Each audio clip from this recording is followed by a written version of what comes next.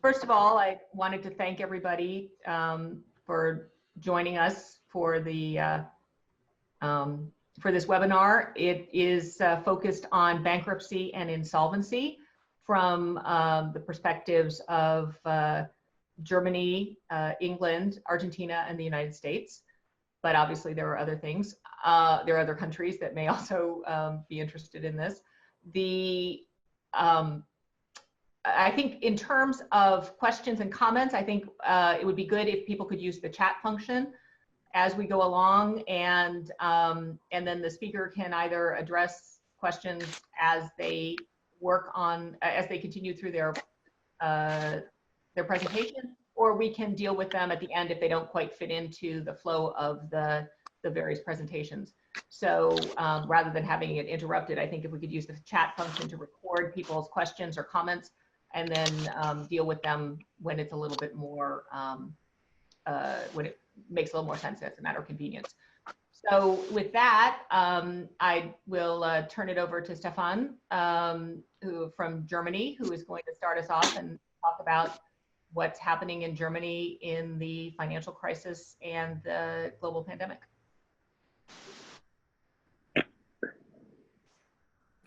Thank you very much, and welcome everybody. So let's start with the situation in Germany. Maybe we jump to the first slide. First of all, maybe a short to give you an idea what the situation is about in Germany and where, from a factual side, we started from. We had the first cases in Germany end of January 2020, so a bit later than in other countries. It was more or less a single case in Munich. And was treated like that. So we had a massive spread, mainly unrecognized all over Germany. This was based in particular on two reasons. One was the skiing trips to the Alps and the people who came back. And the second one were the carnival festivals all over in Germany with a lot of participants. This led to a situation where we had a shutdown starting from end of February to mid of March, where borderlines were closed, where shops were closed, etc. It was never as strict as it was in France, in Italy, in Spain. So we're always able to go to work, leave the house, etc. We had not really problems with regard to delivery of foods, etc.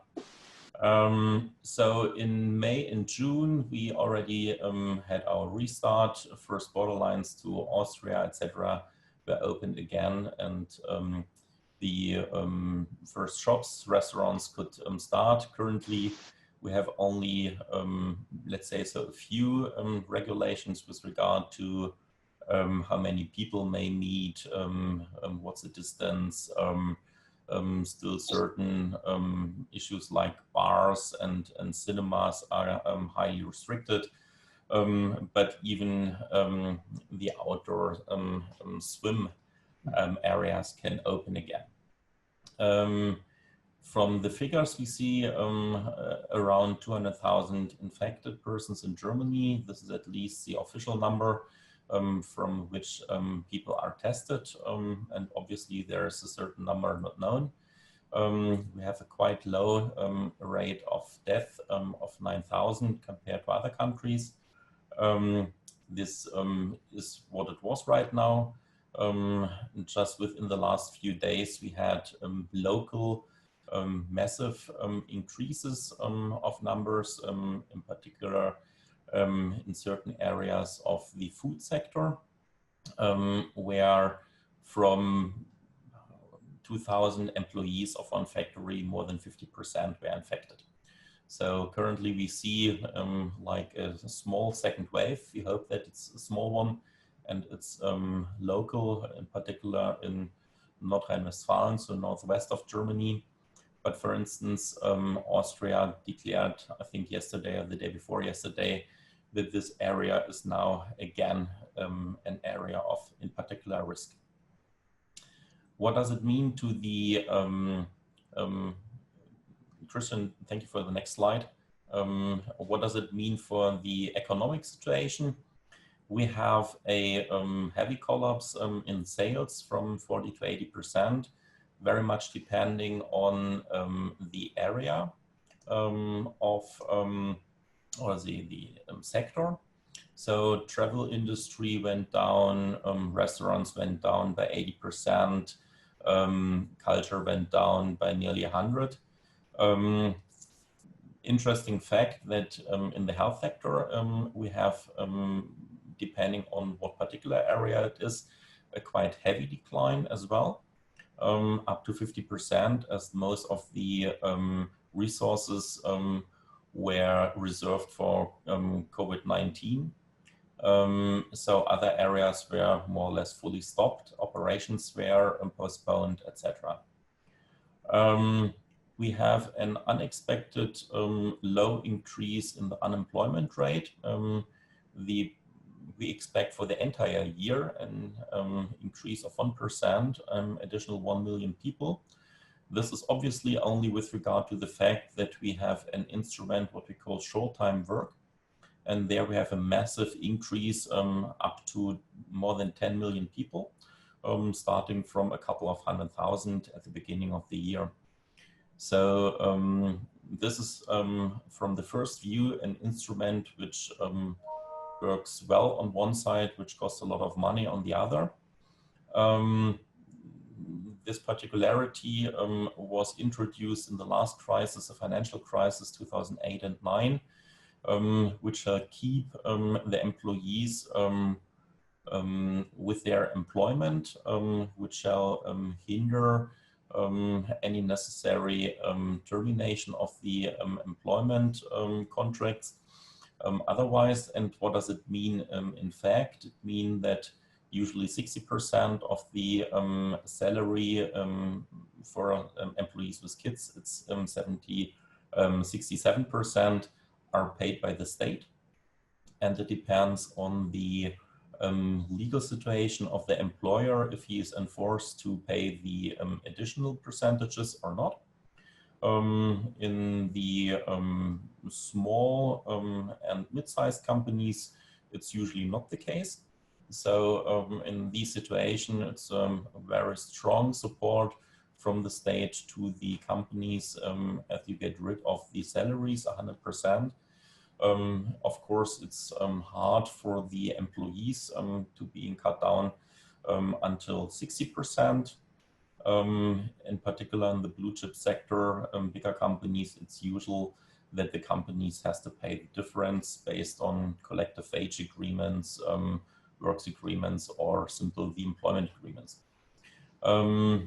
This costs a couple of billion euro, only this situation in Germany until the end of the year. We expect currently a reduction of the GDP for 2020 of, from my perspective, only 7%. Obviously, it very much depends on the next few months if we have an increase as it is expected. The last figures from yesterday and the day before yesterday show that this even may happen, but we'll see what the next month will bring if you have a second wave or not. And it mainly depends with regard to our quite huge export sector, very much on the situation in other countries, in particular in Europe, but in the USA and China as well. What was done by the government and the parliament in the meantime, and quite soon, we have seen a very, very strong support, financial support in different packages, altogether only on the level of the federal budget and not including any social security budgets, not including any local or regional budgets. We, let's say, have spent insofar already 350 billion euro and provided guarantees of another 820. It is currently the expectation that it's probably only 50% of what we will end up in the entirety. But currently, to be honest, nobody knows what does it mean. What's behind these huge figures? These are different programs. So, for instance, we have the support of the health sector, alone 3.5 billion euro for equipment and the development of a hopeful vaccine. We have another 50 billion compensation for the postponement of operations in clinics, for the reservation of treatment possibilities for COVID-19, etc. We have a program for small companies, entrepreneurs of another 50 billion euros. This contains subsidies, lost subsidies from this perspective of the state of up to 15,000 euro per entrepreneur or small company, and a lot of credits. We have quite a lot of changes in tax law. In the meantime, we have a temporary reduction of the VAT by 3% from 19 to 16%, which starts from the 1st of July on, and which will cost around 20 billion euro only this year. We have an increase of subsidies for e-mobiles, etc. The biggest part is the foundation of a so-called economic stabilization fund, a national one in Germany. There are 100 billion euros reserved for capital matters, as we now see with Lufthansa. Alone, Lufthansa shall get 9 billion euros, some million for capital increase, the rest for credits, etc. In particular, the companies of the traveling sector like Toomey, etc. are already now supported by a couple of billion euros. It is foreseen another 400 billion euro guarantee and 100 billion euro fund for refinancing. All this is done by a state-owned bank called the KfW, in German Kreditanstalt für Wiederaufbau, which is used for all these economic support. Additionally to this 500 billion on the federal sector, we have regional programs. Baden-Württemberg, Bavaria have another 10 billion, etc. Last but not least, we have on the level of the European Union a program of currently more than 500 billion euros, which is split to credit lines for the ESM, liquidity support for small and medium-sized companies, and the support of short-time work in other European countries. And in discussion, so far not decided, is a 500 billion euro recovery fund. So altogether, from the European perspective, it is more than, it would be 2 times 500 billion euros. And Germany at least has to pay around a third of it. So what has changed beside these financial support and tax law? This is in particular with regard to insolvency. As mentioned on the slide before, we have the curious situation in Germany that the number of insolvency decreased currently compared to the last year. Usually in such a situation, we would have, of course, expected a huge increase, but with regard to all the financial support we see right now, we have a decrease, and probably this is dependent on the situation that we have a moratorium for the duty to apply for insolvencies as well. This is probably the most important point we see currently. Usually you have to apply as a managing director of a German limited company to file for insolvency in case of illiquidity and or over indebtedness. So it is quite strict under German law. This duty to apply, there are no reasons to avoid it. There is a very strict personal liability of the managing directors if they are not following this rule. We have now a moratorium until end of September, to the extent that the liquidity or balance sheet situation is based on COVID-19. Of course, more or less each and every reason for an insolvency situation now can be based on COVID-19, as nobody knows where to start and where to end up. So obviously, if you had to close your shop, you are affected. If you have lost turnover, you're affected as well. But what happens to a situation where your employees from the other kind of the borderline, meaning the French side, could not come to Germany, and you had additional costs, etc. So the simple rule of the moratorium will bring us a lot of discussions and cases in the future. And the risk for the persons acting right now is that nobody knows when these requirements will be fulfilled and when not.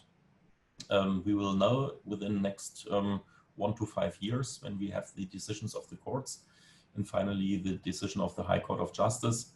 But obviously it works, this moratorium, as we see in the reduction of numbers of insolvencies. Of course, it is like a big wave which will come later on. And in one insolvency meeting we had the last 2 days, it was discussed like a similar situation like in the medical sector, that we try to bring down the wave that it's able to handle it. We expect that the moratorium will be extended, at least partially, over the end of September, but it's not decided so far.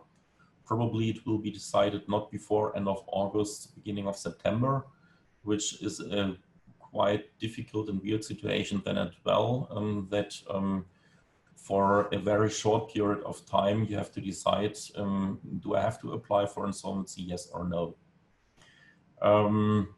But this will be the situation for the next few months, if not years, that we see a changing insolvency law with changed requirements, with moratorium for certain duties, etc. I want to draw your attention to 2 further changes which are based on the COVID legislation. One is with regard to corporate law, in particular with regard to shareholders' meetings. Under German law, shareholders' meeting for a German corporate company was a physical meeting so far. It was now changed, like it is for private limited companies, that this can be done by video conference or in writing as well. But this is based on a COVID legislation, and we will see if this finally has an impact for the future as well. But of course, in the current situation, it helps a lot. The second is that we have in the, let's say, so normal civil law changes, and the most important one is that we have a prohibition of termination as a sanction for due payments. This is relevant in particular with regard to rental agreements, so it will have a big impact probably on the real estate sector, as even blue chip companies like Puma, Adidas announced that they want to use it, in the meaning of they are obliged to pay the rent for their flagship stores, etc.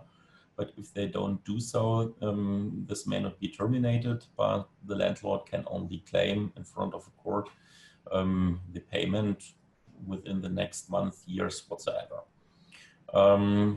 With regard to the fact that some of these companies are supported by public money, this is of course a huge discussion we have right now. In particular, if landlord is not a big pension fund, but a private person or so, it is not really clear insofar how big the influence is, because right now for 2-3 months, most of the parties could negotiate a deal, but if or to the extent this rule should be extended in time. Currently it's limited, but I could imagine that it will be extended. We will see probably an influence on the real estate sector with regard to difficulties for landlords, difficulties for respective funds, maybe even insolvencies, maybe a reduction of the prices, what currently is not the case. So summarizing situation in Germany is, insofar we could say we are a bit lucky because we have been touched by COVID-19, and of course it is a bad situation, but compared to other countries, we're on the good side. If there are any questions, feel free to ask me right now. Otherwise, thank you very much. Thank you, Stefan. It's very informative about the situation in Germany. So next up is Michael Evans at Geldards to talk about the situation in the UK. Yeah, that's right. Hi, everyone. Thanks, Kate. That's very helpful. I probably should start by saying that Geldards is based in Wales, so I'm going to be talking about England and Wales because we share a jurisdiction. If you want to jump onto the first slide, Christian. Yeah, that's great. Thank you. I've kept my slides quite simple, so if anyone's got any questions afterwards, please feel free to put them in the chat. So the UK went into lockdown on the 23rd of March. I think by that point, the number of infections were increasing quite rapidly. And over the weekend before that, we went from a situation of the government wanted everyone to socially distance to being in quite an extreme lockdown where we were only allowed to leave the house for essential shopping, which was basically for food and for 1 hour's exercise a day. To be fair, all of our supermarkets have been fantastic at getting food in for everyone, so there hasn't been any shortage, save for a rush on toilet roll right at the beginning of lockdown, which was quite a strange thing to witness. In terms of the pandemic effect in the UK, I think the last total I saw, there have been over 40,000 deaths. I don't think they can put a definitive figure on how many people have been infected.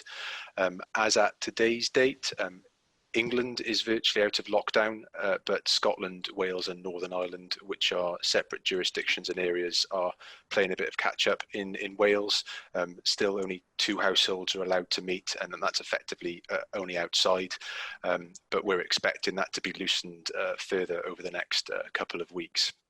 The infection and death rate has decreased quite significantly, although similarly to, it sounds like in Germany, there have been pockets of outbreaks, including in factories in North Wales. In terms of when the lockdown was put in place, there was an initial scramble for a lot of companies to implement a work from home policy for everyone, because everyone was encouraged to work from home, and it was virtually mandatory. But on the whole, it appears that companies have put in place the IT and computer systems and security software to allow that to take place. As far as the Geldards litigation team is concerned, the first couple of weeks of lockdown, when everyone was trying to get used to the pandemic and what its effect would be, we received an awful lot of queries about debt recovery and enforcement, enforceability of terms and conditions and retention of title issues. I personally had a number of very interesting inquiries from a lot of our supplier clients who didn't want to pay any of their creditors, but wanted to chase all of their unpaid debt, which was quite a strange approach to adopt in some respects. But I think overall, we've seen most of our clients with debt issues and potential insolvency issues, they've been able to work things out with other parties, and there seems to have been on the whole, on that side of things, a spirit of cooperation. So turning to the second point on that. One person spoke on Germany. And one is now talking to you. I think there might have just been a bit of confusion. If there is any queries, please just put it in the chat and I can answer them afterwards. Just moving on, if you back up a second, sorry, Christian. Yeah, that's brilliant. I'll cover this quite quickly. So the courts in the UK reacted respectably quickly, I think. Within a couple of days of lockdown, they were issuing a priority list of what they would be dealing with. In the main, it was urgent applications and urgent issues relating to hearings or trials that were going to be taking place in the near future. For our purposes, insolvency-wise, the courts implemented a secondary list of matters that could be dealt with, and on that secondary list were applications relating to companies' insolvency or solvency. In the main, everyday proceedings and issues weren't being dealt with as a priority, although the courts have put in place various systems whereby they have effectively continued to provide the service that we need, albeit slightly slower. In England and Wales, courts have conducted hearings remotely for quite some time by video and telephone, but to be able to continue to operate, they did have to expand their offering quite quickly, and Zoom, WebEx and Skype for Business has been used quite a lot to enable hearings to take place.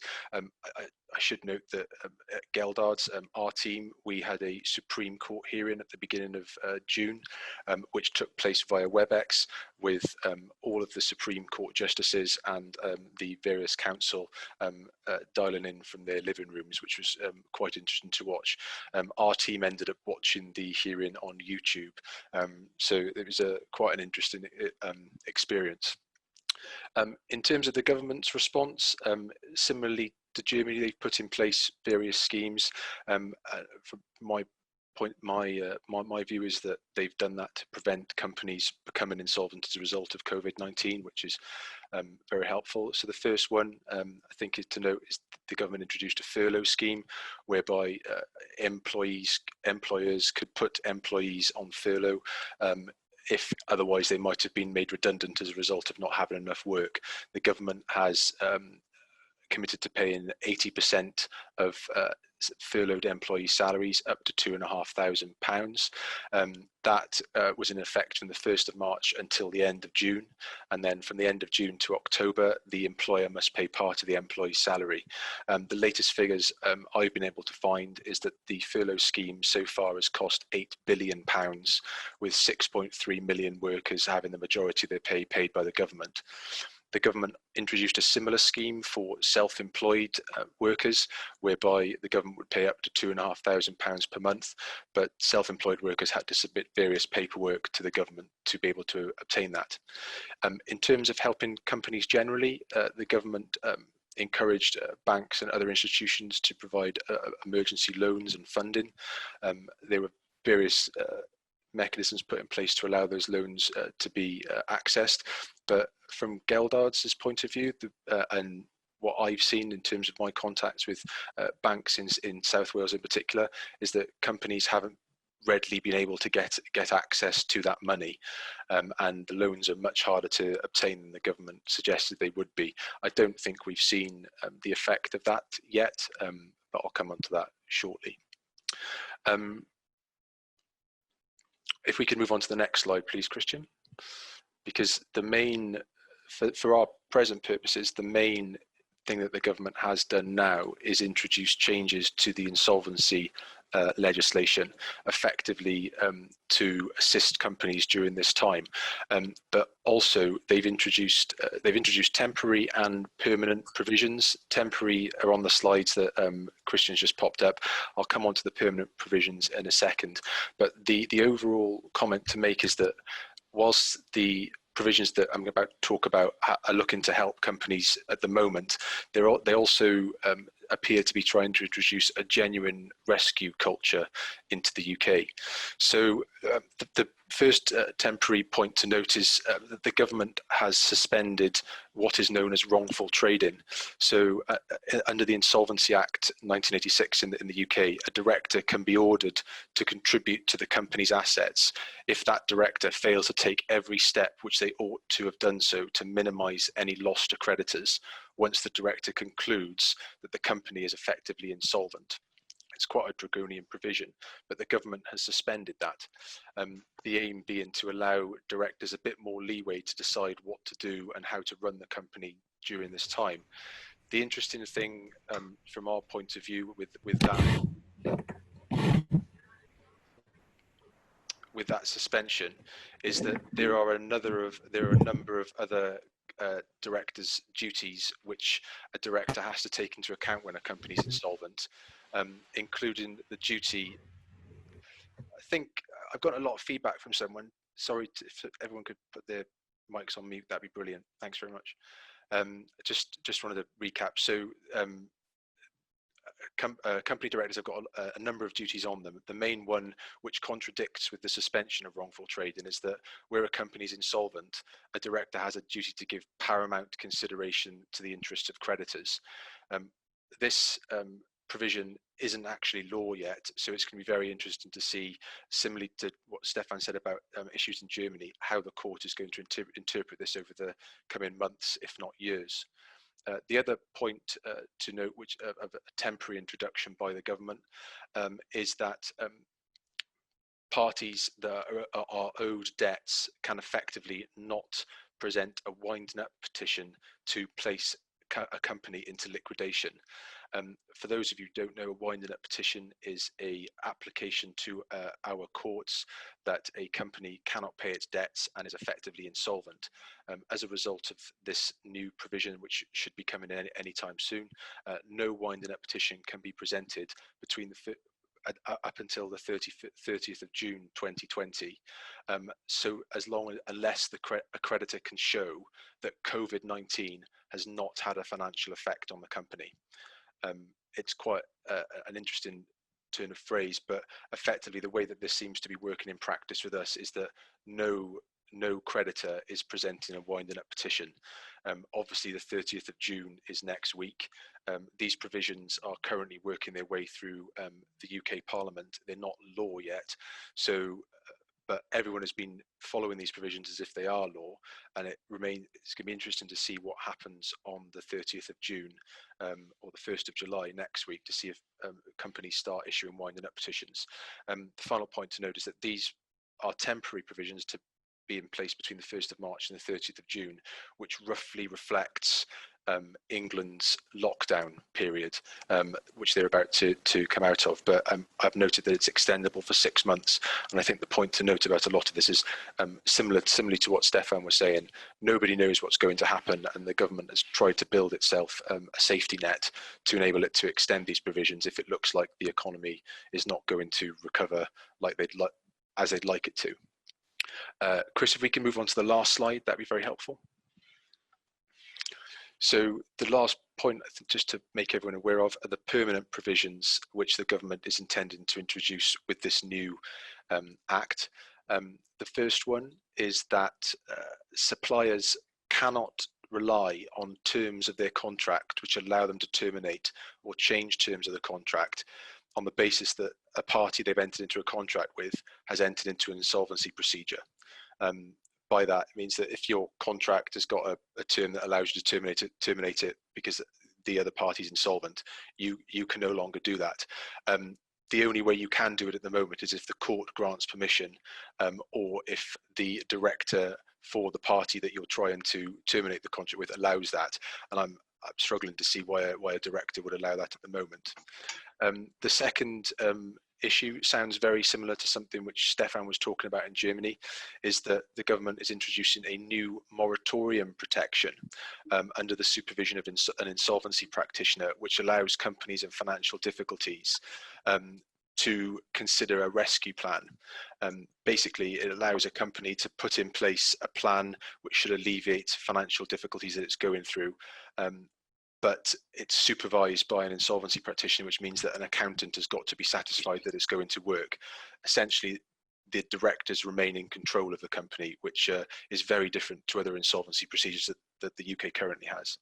And then the last procedure which the government wants to introduce is a new restructuring scheme to allow companies to propose a restructuring plan, similar to the moratorium protection, in that a company that's basically got financial difficulties and looks like it's about to become insolvent can propose a restructuring plan to its creditors and shareholders. The purpose of that is to try and eliminate or reduce any of those financial difficulties. Generally, I think these three provisions are very debtor friendly, and this is what I was talking about right at the start of these two slides, is that it seems to be that the UK government is trying to take a step towards creating a genuine rescue culture in the UK. I don't think we've seen the full effects of what is going to happen as a result of COVID-19. The government has pumped a lot of money into the economy, and I think there seems to be a general feeling in our media and amongst others that potentially we're not going to see the full effects of this until sometime in October. I think I've run out of time, so I'm just going to hand over to the next person. Thanks very much, everyone. If you've got any questions, put it in the chat box.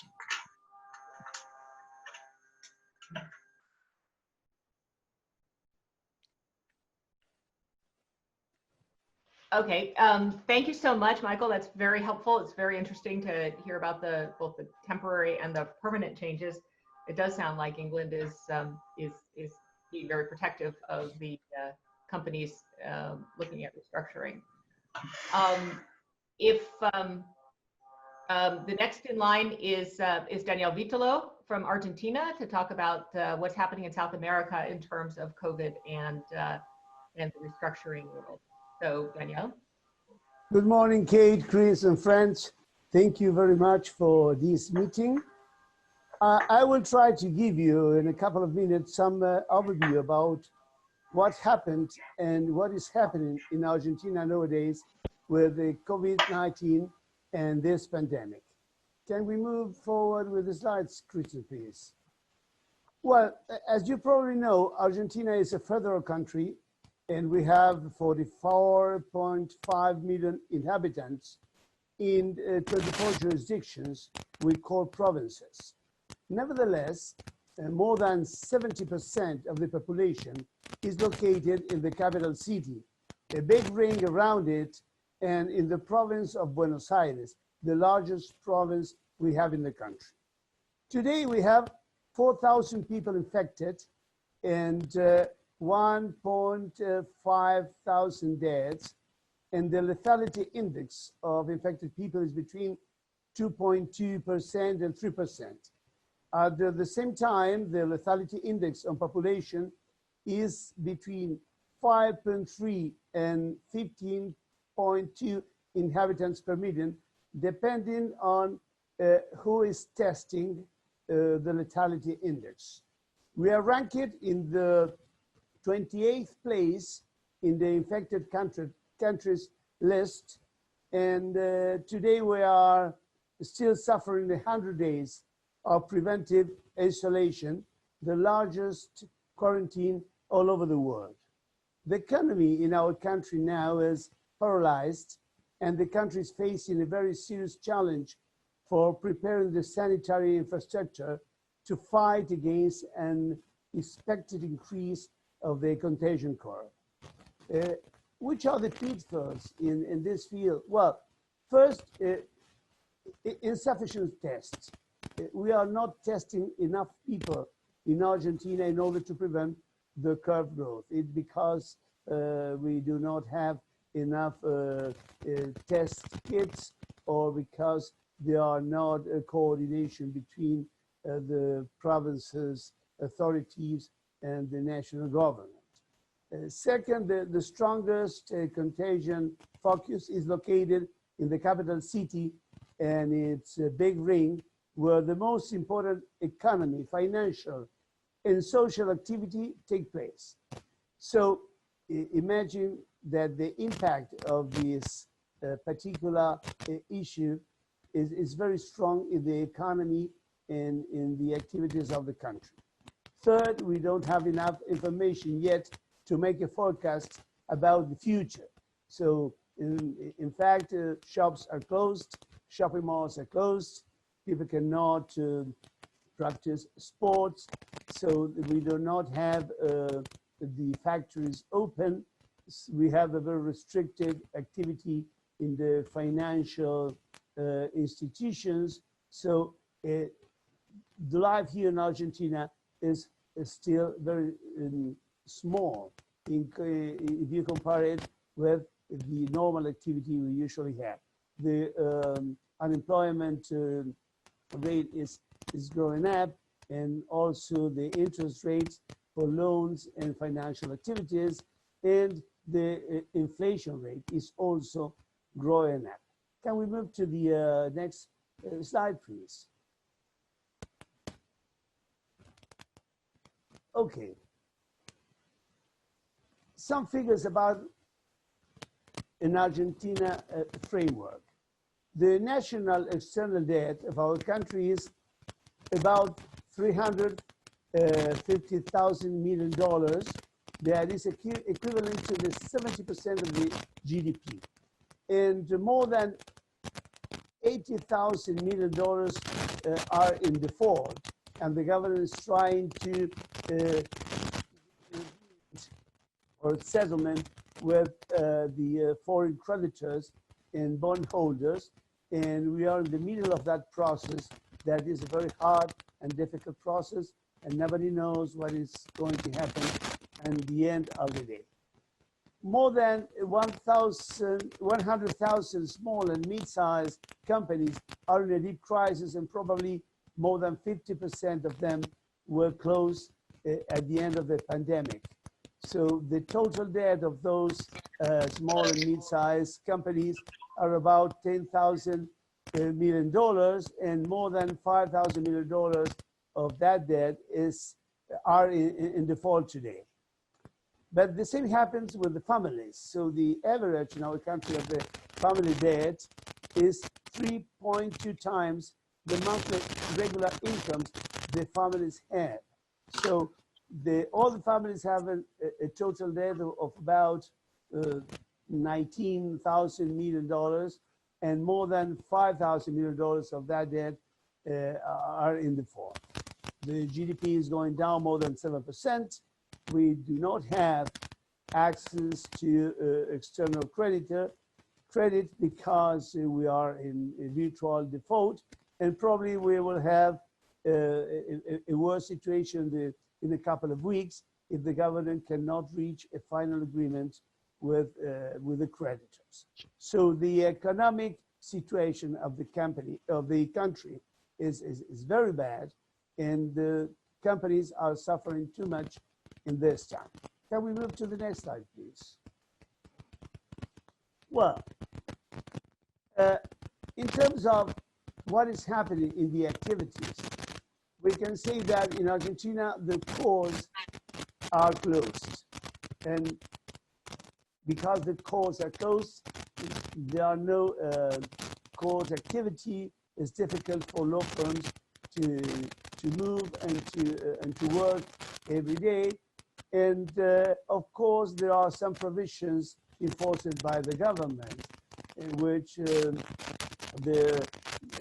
some evictions are suspended, basically in those cases in which you are talking about homes or the only home a family has, and auctions are suspended because courts are closed, and also because we do not have provisions in the capital city and in the provinces to allow online auctions or auction through internet. The forced executions of debts are also suspended. Business organization proceedings and adjudications in bankruptcy are suspended too, and layoffs of workers are suspended. So imagine this framework and what is happening now in Argentina. Can we move the slide, Chris, please? The next one. Okay. Chris, the slide. Okay, here we are. Nice. What did the government do? Well, basically, the government gave some assistance to vulnerable people and to small and mid-sized companies. About vulnerable people, remember that in Argentina now, more than 50% of the population is below the poverty line. So assistance in these times is very important. The government is giving some subsidies to vulnerable people, is giving some food assistance and some soft financial assistance in order to try. Do you have something about the microphone? It's not working well. The microphone is not working well now. We're getting feedback. It's all crackly. Okay, let me check if I.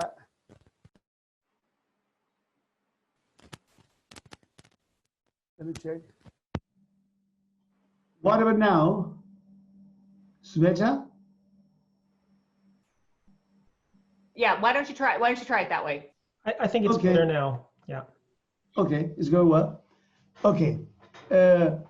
So it's given some food assistance and financial assistance in order to give some opportunity to pay the day-by-day expenses. They also, at the same time, is giving some assistance to the mid-sized and small companies with salary payments.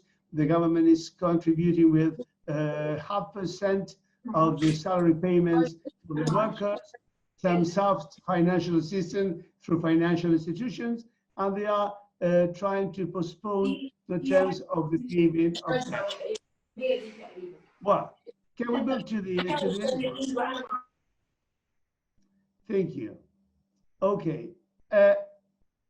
What about Bankruptcy Act? The government has not enforced any provision trying to amend the Bankruptcy Act, but there are some parliamentary initiatives trying to postpone the deadlines in court or try to simplify the requirements for filing petitions or trying to promote some online activity in order to move forward in business reorganization proceedings and insolvency proceedings. They are trying to force a particular act with an authorization to renegotiate confirmed agreements and reopen the business reorganization proceedings, and they try to allow indebted and defaulting families to use simple procedure for restructuring their debts in and off court. But there are only initiatives. Nothing has been done in this field up to the moment. I don't know if Agustina is online, but probably she will try to give us an overview about what is happening in some neighbors we have here in the region, like Brazil, Peru, and Chile. Agustina, are you here with us? Yeah, of course. Hello, everyone. How are you doing? Yes, our idea was, since we're so far away, not just to give some information about what's going on in Argentina, but also an idea about what's going on in the region, in Latin America. As for Brazil, as of June 2020, Brazil has the second highest number of confirmed COVID cases in the world. The information provided by our fellow colleague Eduardo Bocusi from Sao Paulo is that in the face of the imminent economic crisis resulting from the pandemic, in March 2020, a bill was presented to adopt emergency measures tending to amend some provisions of the reorganization and bankruptcy law in Brazil. Such measures are of an emergency and temporary nature, and if approved, will remain in effect only until December 31st, or for the duration of the public calamity due to the pandemic. In a succinct manner, the bill establishes, first, a legal suspension during which judicial enforcement proceedings, as well as legal actions regarding contractual matters, involving discussion or fulfillment of obligations due only after March 2020 are suspended. Secondly, it also establishes preventive negotiation of a voluntary nature based on the European Crisis Prevention System, in addition to proposing several changes in judicial, extrajudicial, and bankruptcy recovery regimes. These are measures that, if implemented, will have an impact on market agents, in a different way. And this was interesting because what Eduardo was mentioning was that on the one hand, there are companies that are currently suffering incalculable losses in their operations and facing serious cash problems that will make it impossible for them to meet their obligations. While on the other hand, there are national and foreign creditors and investors that will face default, extension in terms, as well as momentary impediment of pursuing their credits, which, in the opinion of some, will not only undermine legal security in Brazil, but also hinder the uplift of the post-crisis economy. As for Peru, I was talking to Carlos Eliza, also from the IBLC yesterday. And in March 2020, President of Peru announced a countrywide lockdown, closing borders, restricting domestic travel, and forbidding non-essential business operations, something quite similar to what happened here in Argentina. And pandemic in this jurisdiction has also brought along some news announced in connection with insolvency proceedings. In fact, in Peru, it's not that they only have a bill, but they also have a new legislative decree that was already approved, and it's called Procedimiento Acelerado de Refinanciación Concursal. It's called PARC, that's the acronym, and it stands for Accelerated Insolvency Refinancing Proceedings. And aspects I will briefly detail next. This is a proceeding that is created so that eligible entities, these being companies of any size and associations, and by any size, it includes micro, small, but also large companies and associations whose economic activity have been impacted by the only once and submit to their creditors' approval a business refinancing plan that allows them to reschedule.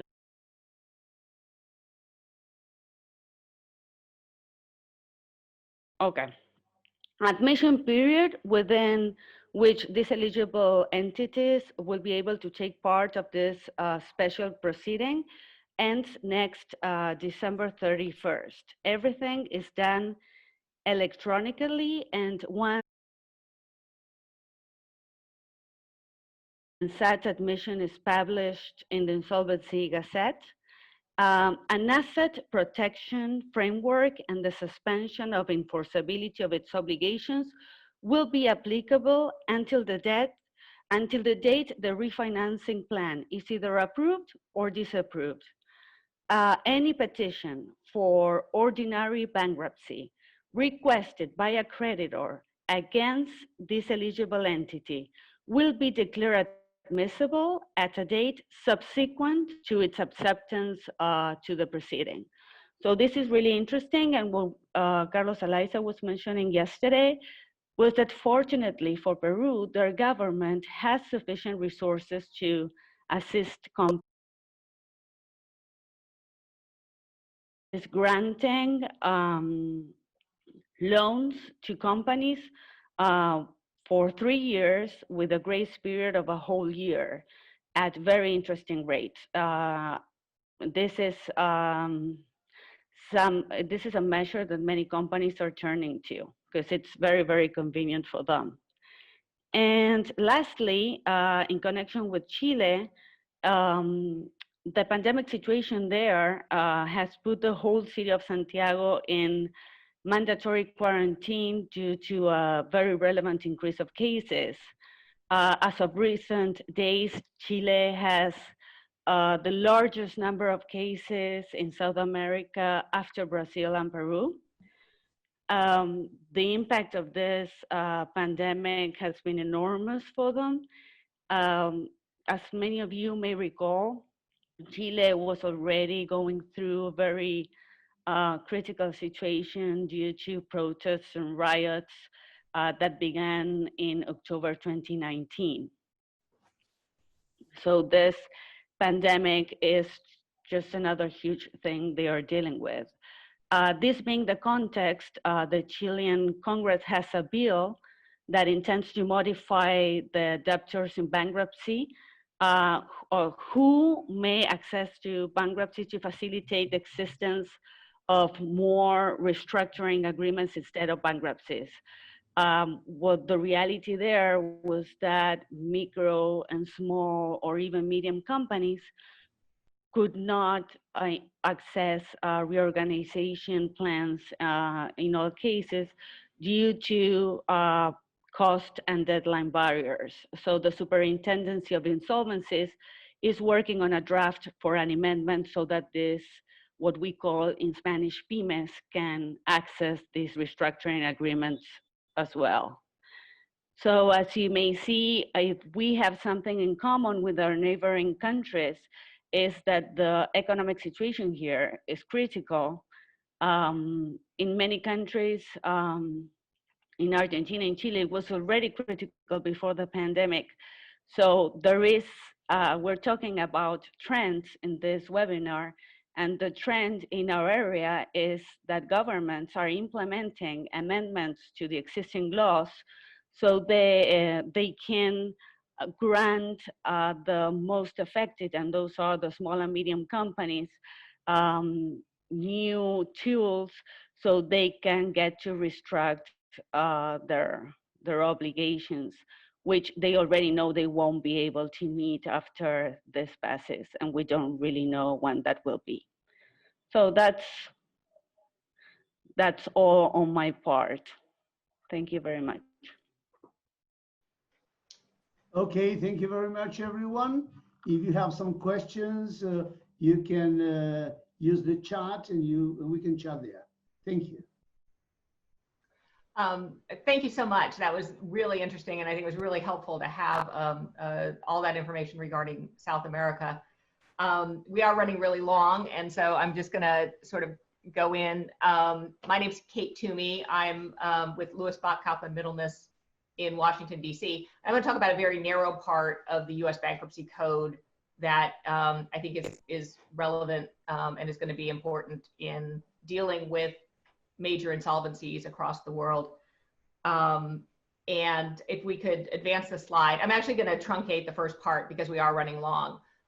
Chapter 15 of the U.S. Bankruptcy Code allows foreign representatives of foreign bankruptcy estates, foreign insolvency proceedings to come into the United States and obtain the support and enforcement powers of the U.S. Bankruptcy Code.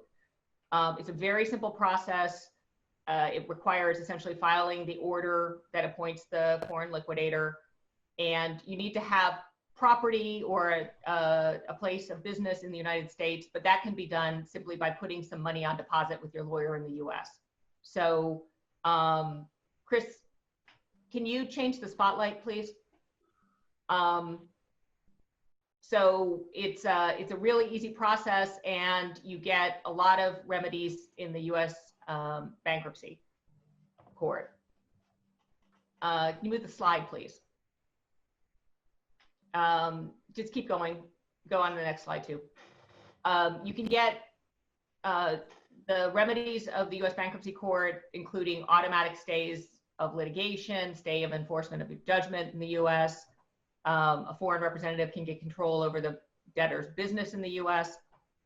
You can get U.S. discovery, and that's full U.S. discovery, subpoenas, depositions, all those great things that people want, and that liquidators in particular want when they're investigating assets and causes of action to increase the estate. Slide. Now, with respect to the pandemic, I think we're going to see a pronounced increase in a trend that has already been existing in U.S. bankruptcy, and that is the use of Chapter 15 to support and enforce the provisions of schemes of arrangement, which are being undertaken by companies abroad.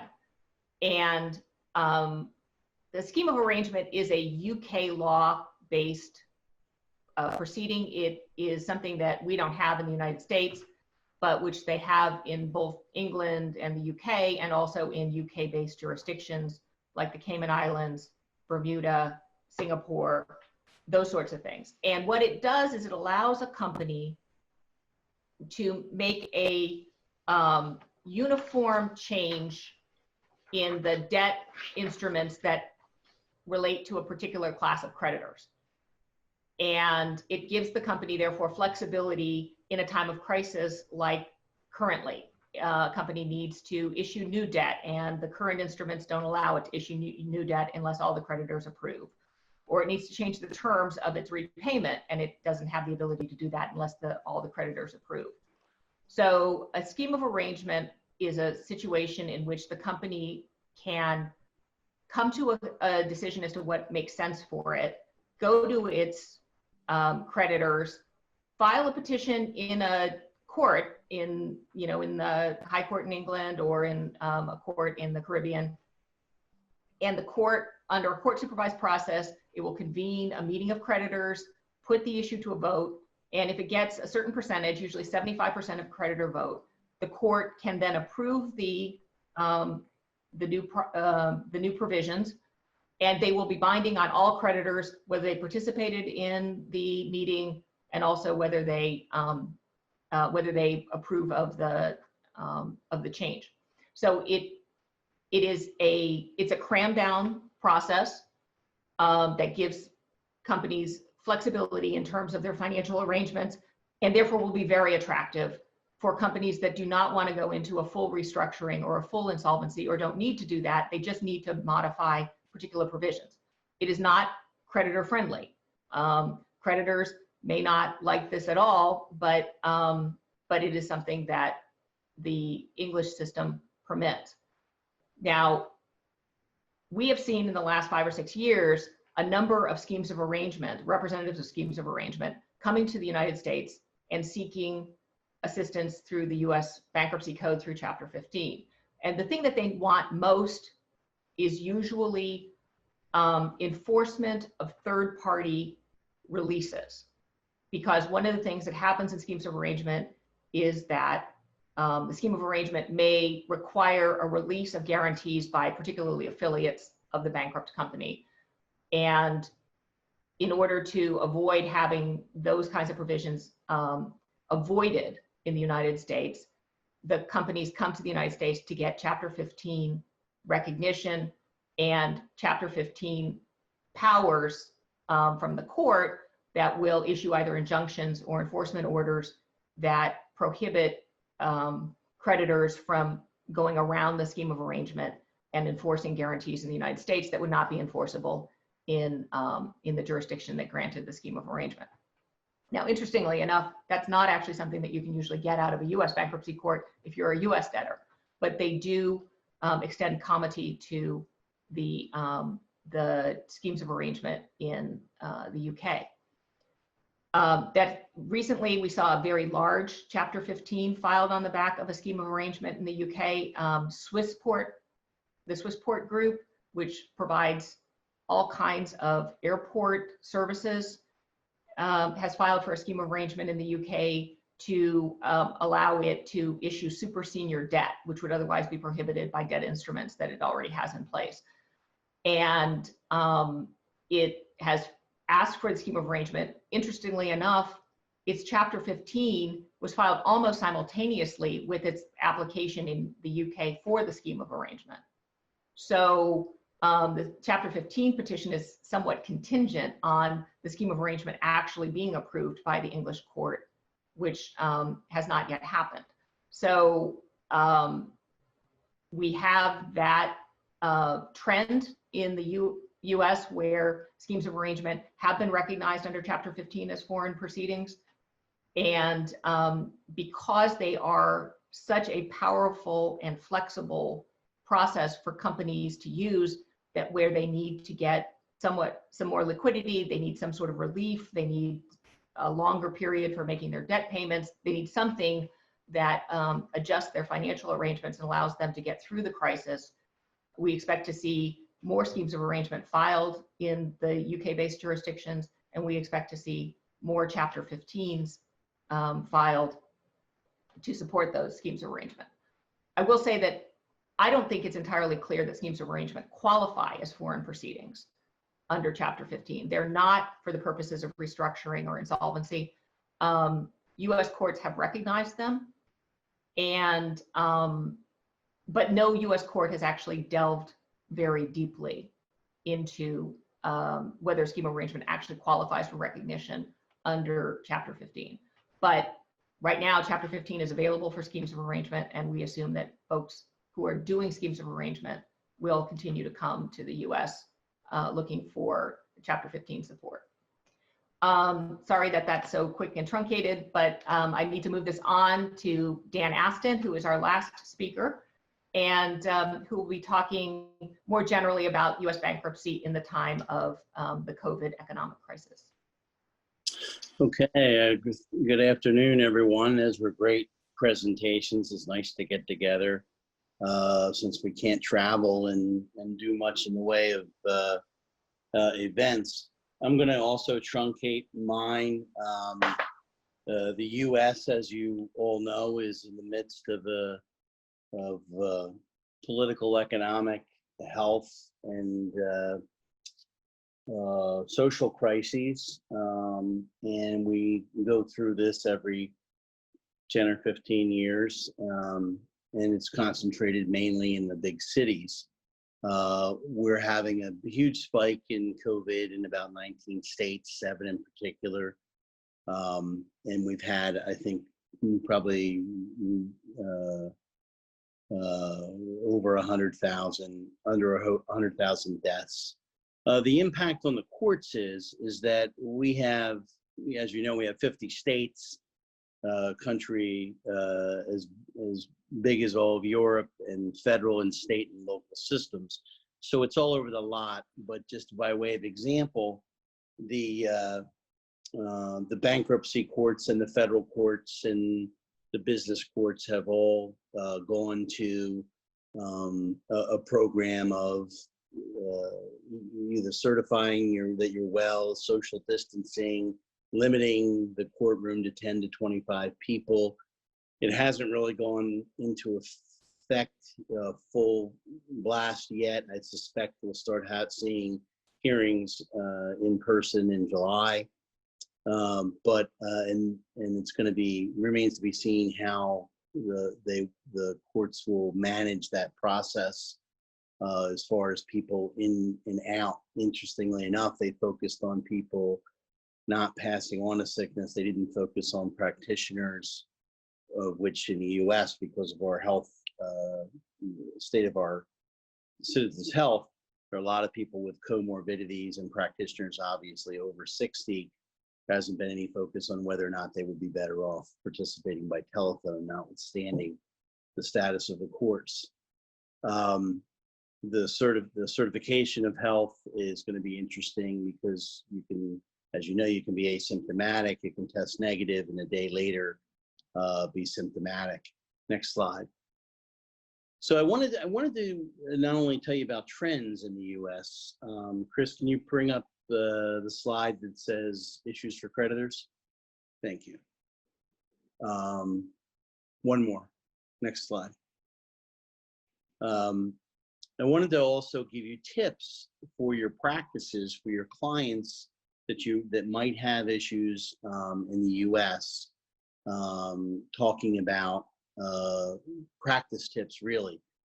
As you know, we're going through a tsunami of bankruptcy filings. If you just watch the news or see the paper, and of course, a lot of them, like the Hertz case, has international impact. Obviously, there are rental car agencies for Hertz all over the world.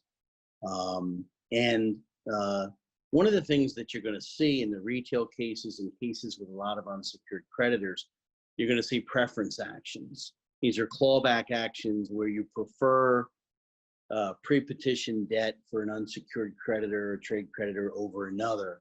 So one of the things you want to do is advise your clients doing business in the U.S. that if they have a series of open invoices that are unpaid, to make sure that they try to stay on top of their AR, so they don't wind up in a situation where they're in the 90 days prior to the bankruptcy, they've got preferential payments. Easy illustration is they have 10 invoices for 10 months, and they're often paid out of order. The other thing you want to check on is if your client is a critical vendor, as a parts manufacturer might be. Say Volvo in Sweden might have critical parts for its Volvo cars in North America. If there's a plant somewhere making Volvo trucks or whatever, they might be a critical vendor. I'm just using an extreme example. It might be to the Hertz company if they were continuing to operate a tire supply company. And so you want to find out from the debtor through their counsel or business to business, do they have a critical vendor program? And I won't bore you with the details, but it's a court-ordered program that says that the unsecured creditors who are owed money pre-petition, if they're critical to the business, as let's say I litigated the seminal case on this in federal court years ago. It was a retail shoe company called Just for Feet. And I was with the government arguing, of course, adverse to economic interests, that you can't pay people for the pre-petition debt. And the judge said, well, Mr. Astin, if I'm a sneaker manufacturer like Nike and the debtor is a athletic shoe company and they're selling the Nike brand, I disagree with you. I think they're a critical vendor. I think their pre-petition debts can be paid and they're insulated from any clawbacks. I'll put that in the order, and that pretty much ended any debate about whether you could have a critical vendor paid on pre-petition debt or not.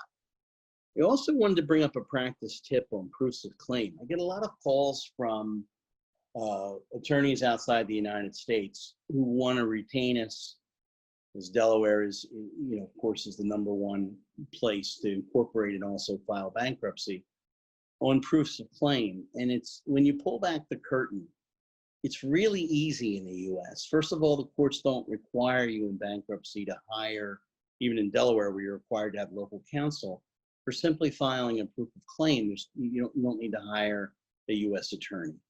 And they're pro forma for the most part. And in the larger cases, like a Hertz case, you can go right onto the website of the claims agent, which is a court-appointed agent. Think of the claims agent as an extension of the clerk of court. They're paid by the estate, but they're there to do what the clerk would do in many jurisdictions, is to help you and give you information. So you can get a lot of times a look at what's on the docket for free and get the proof of claim and look at the claims bar date. And then your client, you don't have to go through the brain damage of convincing your client that they should incur the fees of retaining U.S. counsel, at least not for getting the information and getting the proof of claim on file. So when there's a budget issue or the foreign attorney is not sure if their client wants to hire somebody in the U.S., I always, as a courtesy, walk them through, as I'm sure most of you do when it's a simple thing in your countries. I walk them through the process because it's, once you pull back the curtain, you'll see that it's a very, very simple administrative act to protect your client's claim. And of course, that helps you in your relationship with your client because you are protecting their interests and you're not breaking the bank. And in these tough economic times, as we know, budgets are very, very tight. Some trends and for foreign lawyers, which some of you may have gleaned yourselves. In retail cases in the US, it's very typical to be administratively solvent. It means you have to pay your bills as they become due once you file bankruptcy. That's the simplest explanation of what the duties are on administrative claims. So typically you have to pay your rent when it becomes due. In a couple of cases, JCPenney and J. Crew, the bankruptcy courts in the US use their economic powers to basically give a float to the debtor so that they don't have to pay rent for 2 months. When you're looking at hundreds of stores and store closings, that's a lot of administrative rent that gets pushed off. And who knows whether at the end of the day, despite good intentions, whether that will get paid. Sometimes the cases don't restructure or liquidate. smoothly, and they wind up crashing, and then the administrative creditors are out. So that's one thing to think about if your client happens to have real estate interests, commercial real estate interests in the U.S. The Small Business Reorganization Act, I'm not going to spend a lot of time on it. A lot of American lawyers are hoping that this is the Lawyers Reemployment Act in bankruptcy, because it focuses on middle market businesses. In Delaware, a couple of judges have been assigned to that. I'm one of the minority who believe that this will be a useless statute, because it puts layers of expense on it. It appoints what's called a Chapter 5 trustee who acts as a dispersing clerk. It looks like they can charge either commissions or hourly rates and hire their own professionals. And more importantly, they can take away the possession from the company and run it.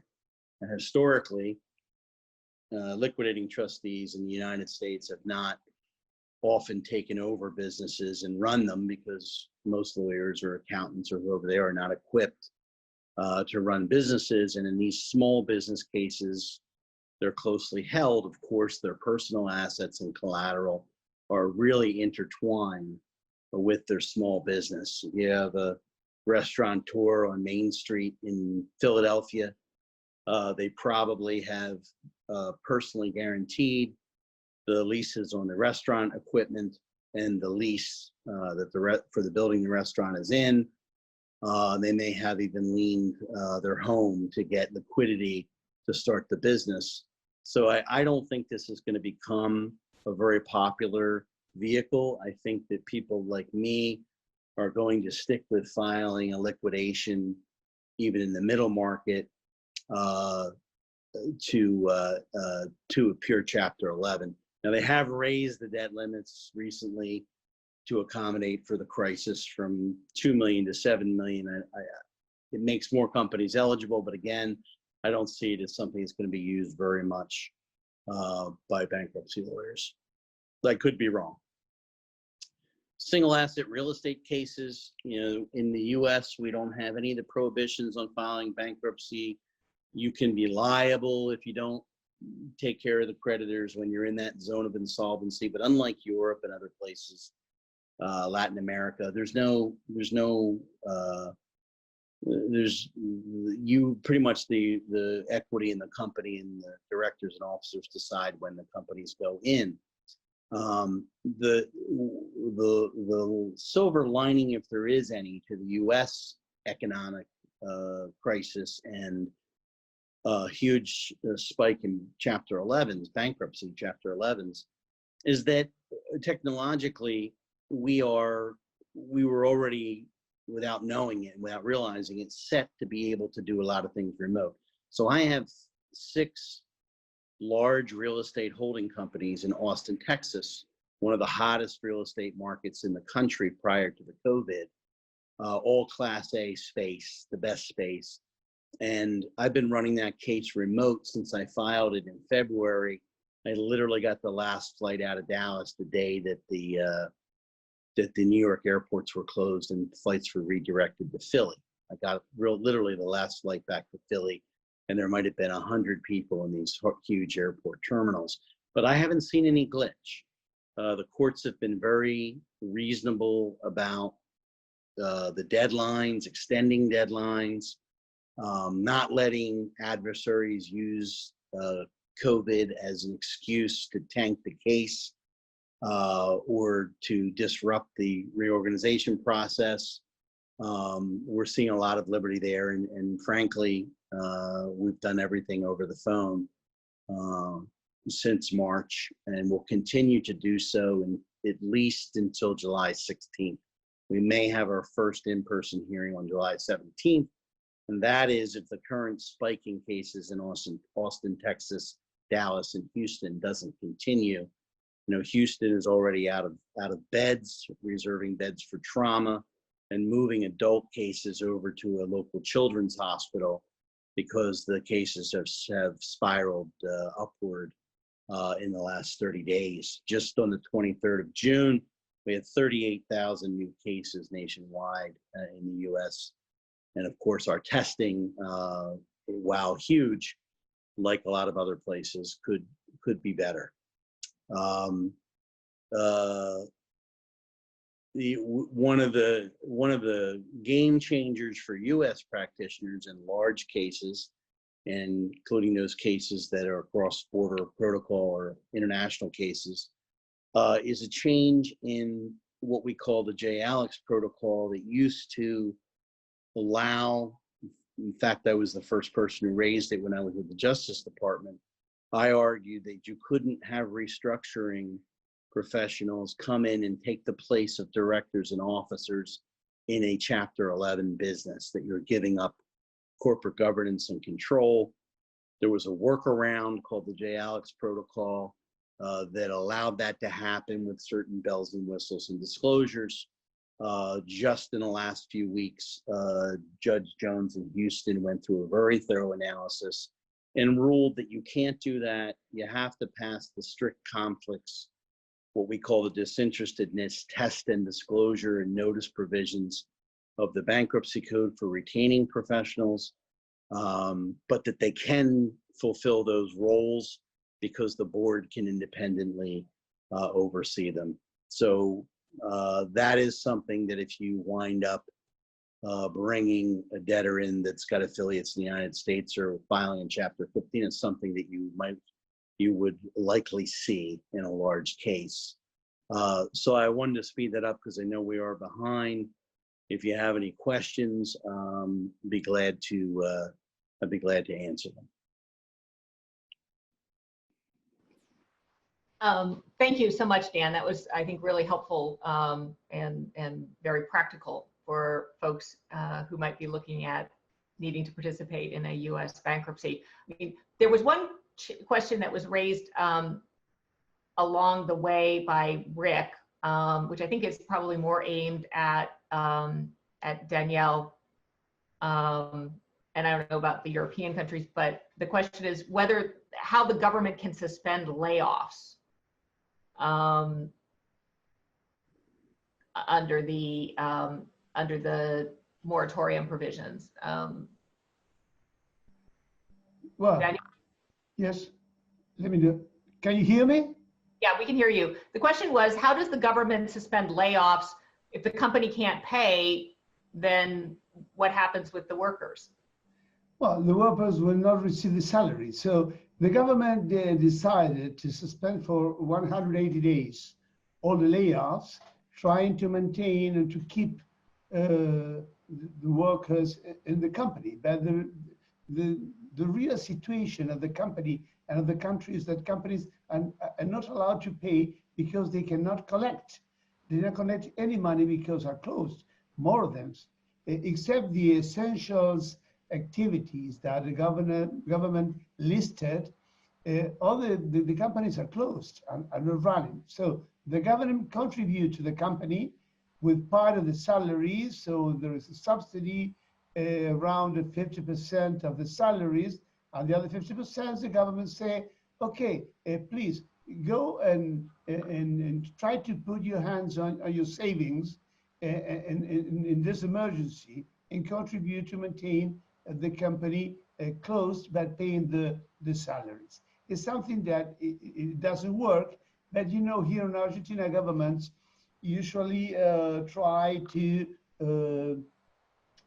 quotate some expressions that in the reality do not work. And this is what is happening now. So many workers are not receiving 100% of their salaries because companies are not in conditions to pay them.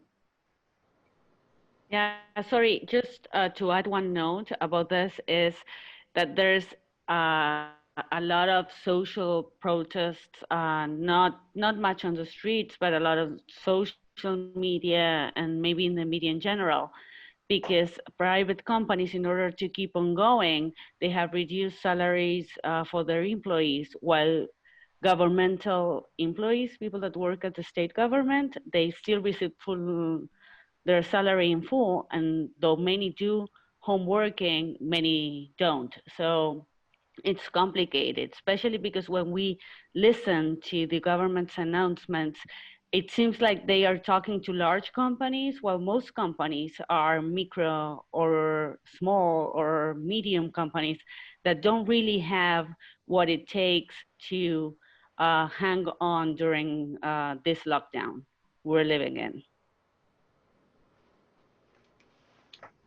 Oh, thank you. That's really helpful.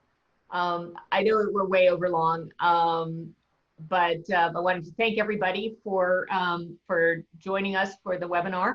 Thanks to the speakers as well for having such great presentations. I'm really, really, really sorry we got hacked. That was a horrible situation, but luckily we figured out who it was and were able to exclude them. So. But I apologize particularly to Agustina, who I think it really kind of disrupted her flow of thought when she was trying to talk. What country was the hacker from? Well, his name was Murray McManus, so that tells us everything. Yeah. I'm sure he used his real name. It was funny because like early on, I noticed something that I thought was like a piece of lint on my screen. And I think it was the hacker starting to try to draw on his screen. But yeah, But that was, Zoom I thought it was me and I tried to erase it. The thing is, I mean, Zoom, we're using it for the courts and everything. Is it that easy to hack? Yes. In a certain sense, yes. I also have to admit that I've gotten used to, for our usually fairly small and impromptu meetings, not to crank up a lot of the security features just for convenience sake, so it's easier for people to join. But maybe going forward, I have to make you all register for the meeting and put you in a waiting room and probably so, because I wrote my IT guy, because I'm on my iPhone, so they can't get to my system. But if I was on my laptop or on my desktop connected to my servers, they could use Zoom to get backdoor into our databases. So that would be bad. But I'm just surprised the court selected something like that that's that easy to hack into. Because I saw the same thing. I saw like a little thing, light speck moving around the screen. No idea what that was. That's a shame. I think the issue with Zoom is that they're a victim of their popularity, in the same way that Microsoft, maybe not necessarily easier to hack, but more worthwhile to hack, because everybody's using it. And I think that's been the issue with Zoom.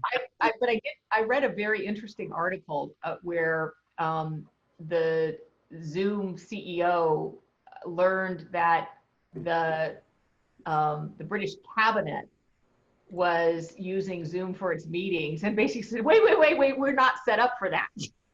Yeah. Yeah. We don't have that kind So much for the recording of the meeting, Chris. So here in Argentina, the parliament and the government are using the Zoom for meetings, and also the parliament for sessions. But I think that they put some kind of a firewall or I don't know what, in order to prevent the hackers' activity. Yeah, sorry. And I was at a closing last Monday. We were violating the quarantine, but we were at this company where they needed some of the, at last minute, they came up with, we had to draft a new document, but the signees were not there. So even the notary public said, but that's okay, we can set up a Zoom meeting and I can have that, I can validate that. And also 2 of the employment sessions in order to terminate with 2 employment lawsuits took place over Zoom. I mean, they were 2 key issues we had to take care of in order to have the closing finalized. So, I mean, it's the tool we're using in order to keep on going and getting things rolling. Yeah. Wild world we're living in. Okay. I mean, I think in future when I do these, I'll use. Sorry, Agustina. No, that's okay. Saying the first time something like that happened. I mean, I kept on the show going, but I was not even, I knew something was going on. I thought it was Chris with his elbow doing something Oh, crazy with yeah. a shared screen. But because but I didn't pay Blame Chris. attention to what was being drawn. Now that I found out what was going on, it was obviously someone Okay. else. But I mean, I couldn't afford paying a lot of attention to what was going on because I was speaking. Chris, are you going to send us the video recording of the meeting? Well, I have recorded it in the cloud, and I will look to see how bad the annotations are. I mean, I know what he wrote, just to what extent I can take them out, and then I'll send you the link. Okay, thank you.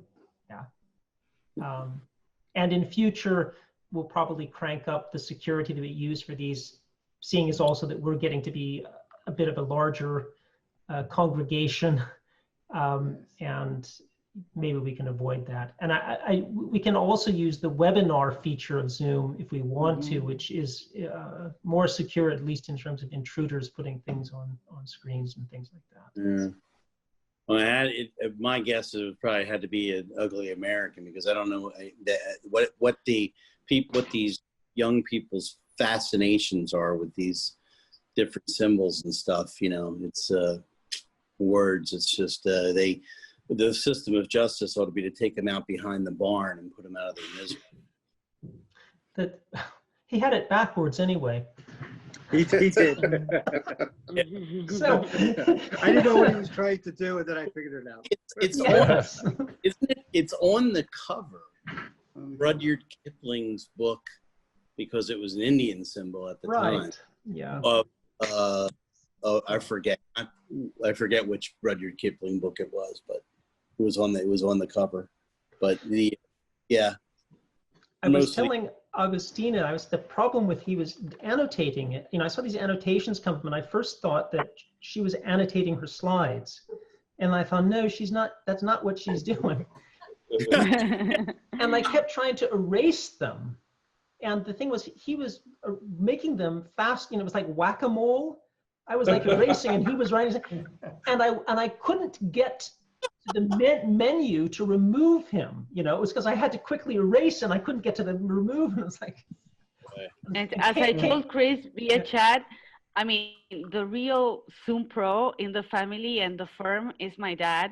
I wouldn't be able to speak in English, which is not my native language, manage the chat room, and make annotations. So it will never be me, the one doing the annotations live. Well, next time I'll have to recruit Danielle to help me. We'll both go out there with baseball bats and whack those moles. Don't worry. Well, it was a great. Okay, guys. Thank you very much, everybody. Thank you very much, everybody. Thank you. Thank you very much. Everybody. Take care of yourselves. Mike. Bye. Take care of yourselves.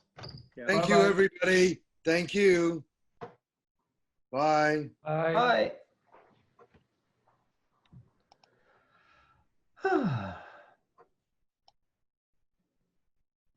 It's just you and me, Michael. Not quite. You're on mute still. I muted you at some point there. You're still quiet. I can't. Hang on. Maybe you've muted yourself, Michael. There I am. There you go. There you go. Yeah, I hit all the exit buttons, but they don't work. So. Oh well, I mean, I can end the meeting and then you'll be out, and everyone else will be out as well. There are a few people on the call with us still. Well, here it is. I'll find quit Zoom, so that gets me out. That gets you out. Good to see you. I thought that was really good. Very Good substantive. to see you. I understand with Manuela, you're coordinating a social call at some point A social call? with us, I think. Well, Oh, you don't know? I get that wrong. Is there some other Michael Daly that Manuela knows? I don't know. Oh, I'll have to ask her about maybe that. we are. But the only ongoing project I was aware of was, your kind assistance on those folks who have banking clients, financial institution clients. Oh. But I just talked again to my client this morning, and he's wanting to finalize what it is that he is looking for before I start trying to describe it. So Right. plus he wants to give me a tour Yeah. of the software that he's developed preliminarily. So but he's working on it, and I've updated him on the fact that I had touched base with you, and we had some beginning names to work with, and there probably are some others out there that we both don't know have some banking clients, but we can find when the time is right. So I expect it will be like within the next 10 days. Yeah, no, that's fine. As I was just trying to think about, you know, other people or other ways to ask people more directly and stuff like that. But as I just, those were the few that came to mind immediately. And I thought maybe I just confused it, but I thought Manuela said, oh yeah, and sometime we should have a social call with Michael Daly on the Zoom. I thought maybe I'm just imagining it. Well, I don't know. Well, I'm open for it. I'll have to check in with the boss and find out what the deal is. She was talking about hiking and the fact you guys have been doing some hiking, and I had mentioned that I had done a hike just Sunday with my dog. Yeah, no, it was with you. I mean, maybe, I don't know, maybe she imagined it or something, but anyway. We both will find out what the deal is. All right, Quizzer. Okay. See ya. See ya, take care, Michael.